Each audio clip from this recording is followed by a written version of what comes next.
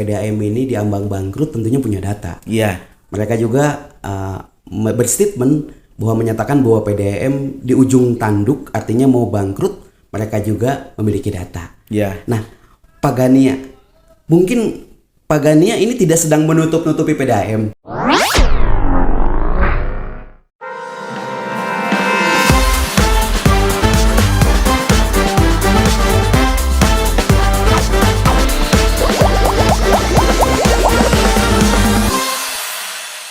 Saya berterima kasih kepada siapapun yang mengkritisi PDAM.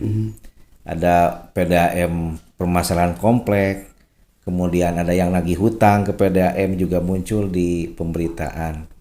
Ada PDAM bangkrut, ada yang menyampaikan untuk dibuat pansus dan lain sebagainya. Posisi saya sudah hampir setahun lebih dilantik menjadi Sekretaris Dewan Pengawas 12 September. Setahun dari masa pelantikan tentu saya memahami akan arti suatu perusahaan. Yang jelas bahwa sayangnya mereka yang menyampaikan PDAM akan bangkrut tidak ada data angka. Kebangkrutan itu muncul karena operasional lebih tinggi dari pendapatan, gitu. Atau sama sekali pendapatannya tidak ada. Nah, saya berikan ilustrasi saja bagaimana kondisi PDAM.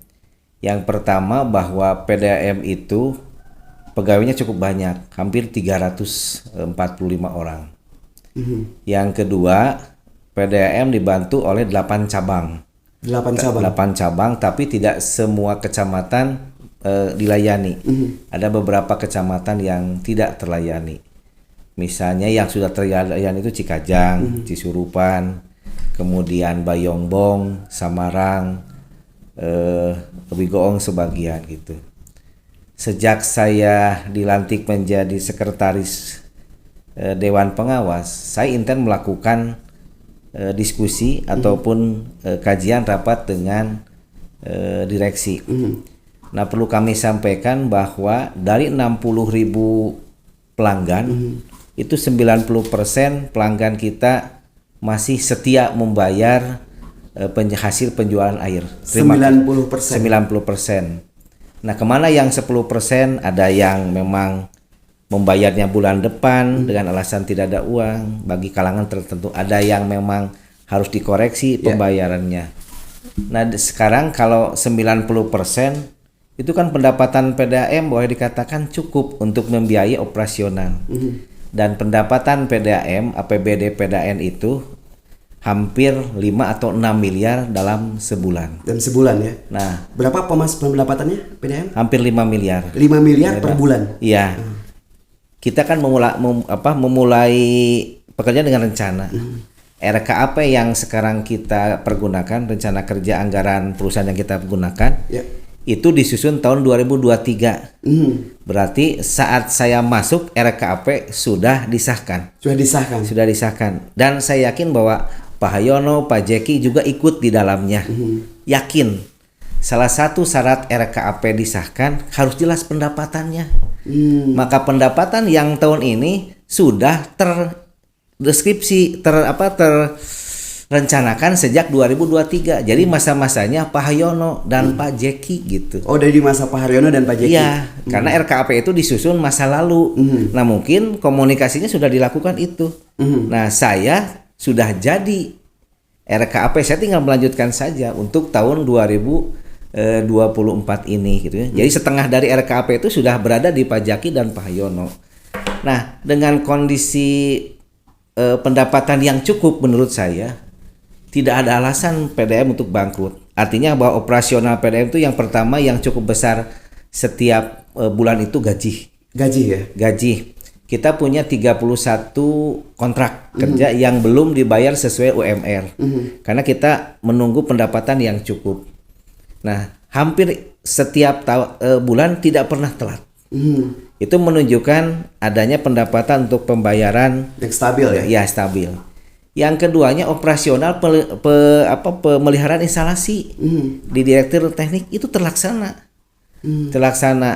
Nah, jadi sebagian dari pendapatan kita saving untuk investasi, sebagian lagi kita lakukan untuk pelaksanaan pelayanan dan sebagian untuk gaji.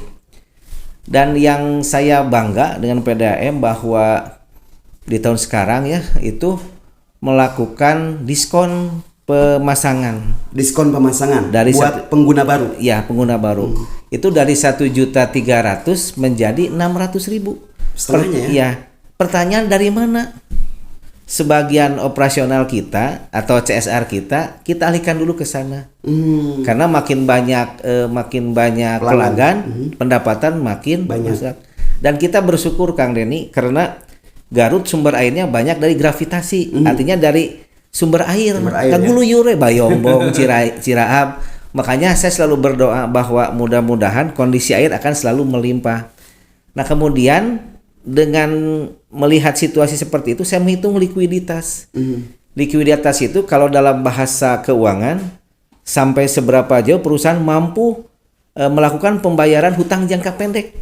Hutang jangka pendek itu salah satunya gaji pegawai. Gaji pegawai ya?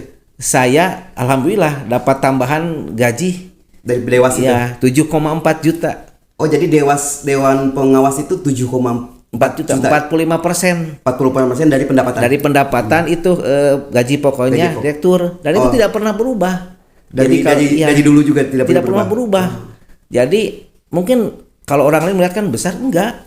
Saya ke Sukabumi gaji Dewas itu 20 juta. Bukan masalah kecil dan besarnya, penghargaan kepada kaminya gitu ya. Nah, sejak berapa bulan ya kita tidak pernah kekurangan untuk bisa bergaji. Kemudian mampu juga membayar kewajibannya kepada BPJS. BPJS beberapa investasi sudah kita lakukan. Misalnya pembangunan kantor cabang Cilawu yang begitu saya masuk tidak bisa dibedakan mana WC mana musola. Saya dorong untuk itu dan ternyata Pak Didut memahami itu dirubah. Begitu juga pas saya masuk kita tidak punya bangunan pelayanan. Saya desak untuk itu dan alhamdulillah terwujud. Kalau masalah bangkrut, mangga saya siap untuk bisa berargumentasi kepada siapapun yang menyebut bangkrut. Hanya likuiditas PDAM masih kuat. Ya. Pendapatan PDAM tidak akan kuat jika pelanggan hanya bayar 60%. Yakin PDAM akan terancam bangkrut. Kalau di 90% berarti masih loyal. Tinggal mungkin Kang Denny bagaimana meningkatkan pelayanan kepada pelanggan. Itu yang paling pokok. Saya di sini Pak Gania, artinya saya kepengen menanyakan bahwa mereka juga mengatakan bahwa PDAM ini diambang bangkrut tentunya punya data. Iya. Mereka juga berstatement bahwa menyatakan bahwa PDAM di ujung tanduk, artinya mau bangkrut, mereka juga memiliki data. Iya. Nah, Pak Gania, mungkin Pak Gania ini tidak sedang menutup-nutupi PDAM. Oh, tidak. Jadi apa adanya. Iya. Jadi kalau saya menutupi PDAM, saya bohong kepada publik, bohong kepada DPRD Garut ya. Dan kalau PDAM bangkrut, besok pelayanan dihentikan. Karena siapa yang mau bekerja tanpa gaji? Tidak mau. Kalau masalah pelayanan harus diperbaiki. Kalau pelayanan saya mutlak harus diperbaiki. Misalnya dari sisi kapasitas kompetensi pegawai. Kita tidak banyak yang memiliki pemahaman terhadap MAM. MAM itu manajemen air minum. Maka kita dorong untuk melakukan pendidikan. Kemudian yang kedua pelayanan sarana. Ada 8 cabang pelayanan kantor, mobil nanti bararutut. Bararutut silakan saja lihat. Udah pada iya. Jadi kalau tidak salah semasa Pak Doni membeli mobilnya dan sampai sekarang kita belum mampu. Nah, baru teranggarkan di renbisnya mulai tahun depan. Saya mendorong itu. Yang kedua silakan datang ke PDAM bagaimana bututnya kantor PDAM. Oh gitu. Butut. Jadi kalau ada kantor bagian keuangan, kemudian bagian perencanaan geus barobo tah. Ya. Saya dorong untuk itu dan di renbis selama 5 tahun akan kita robah. Karena kita yakini bahwa sarana prasarana yang baik akan menunjang pelayanan. Kantor Dewas sendiri bisa lihat, ini mah nyaman Kang Denny. Saya sampai bawa TV dari rumah karena memang saya tidak mau membuat fasilitas segala macam. Emang nggak ada duit Pak Gania? Nah, kita alihkan dulu kepada untuk pelayanan kepada masyarakat itu. Oh, jadi dialihkan dulu kepada layanan. Yang penting kalaupun kantor dewas tidak terlalu nyaman, ada saja untuk diskusi dan duduk gitu. Yeah. Jadi tidak semewah yang kita bayangkan. Saya sirik ke PDAM-nya Sukabumi, Indramayu. Bangunannya luar biasa, nyaman. Nyaman Pak, karena kenyamanan itu bagian dari budaya kerja, iklim kerja. Kalau budaya dan iklim kerja bagus, insya Allah pelayanan akan meningkat gitu.